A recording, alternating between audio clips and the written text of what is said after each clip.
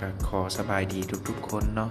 มื้อนี้ก็ขอมาแนะนำวิธีการเอาแอปขึ้นหน้าจอเนาะแอป VTop Up ออนไลน์การเติมบัตรออนไลน์ของพวกเราเนาะวิธีการจะมีคือดังนี้เนาะให้ท่านเข้าไปแอป Google Chrome เนาะแอปตัวนี้เนาะสามารถติ๊กเข้าไปเลยเนาะแล้วให้เขียนคำว่า V อย่าว่างเนาะ Top อย่าว่าง Up เนาะ VTop Up เนาะแล้วกดค้นหาไปเลยเนาะค้นหามาแล้วจะเห็นหน้าตัวนี้ตัวทำอิฐเลยเนาะมันเขียนอยู่รูปนี้ว่าตัวแถบสีเขียวเนาะ venturelawservice.com เนาะ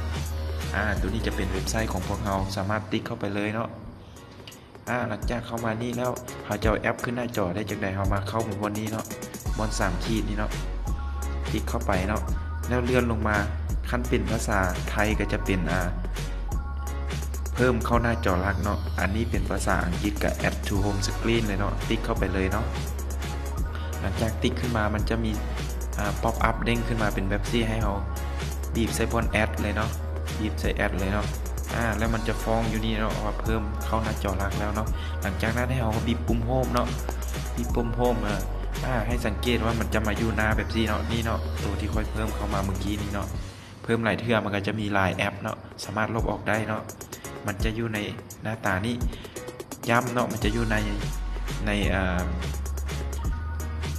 น้าตาตัวนี้เนาะมันจะเป็นช็อตคัทเนาะมันจะบ่อยู่ในอยู่บนแอปรวมแล้วนี่มันจะบ่เห็นเนาะให้ท่านซ่อมมือก็จะบ่เห็นเนาะ ให้ท่านบีบปุ่มโฮมบัตรนึงเนาะปั๊บสิเนาะแล้วให้มันเลื่อนซอกตามตัวนี้จะมีเนาะก็เพิ่มเติมให้นึงเนาะสำหรับเป็นใครที่สนใจวิธีการต่างๆเกี่ยวกับ VTop Up ออนไลน์เนาะสามารถติดต่อข้าพเจ้าได้เนาะแม่ทีมใหญ่ของบริษัท Venture Network เลยเนาะท่านสามารถเข้า Facebook แล้วเขียนคำว่าเนาะซุกใบออนเนาะเขียนเป็นภาษาลาวซุกเนี่ยว่างใบออนเนาะ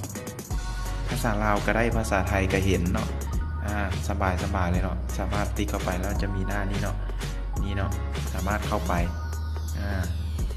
เข้ามาเลยเนาะสามารถแอปเป็นหมู่ได้เลยเนาะโบยิงเนาะถามได้ตอบปุ๊บ24 ชั่วโมงเนาะขอขอบใจ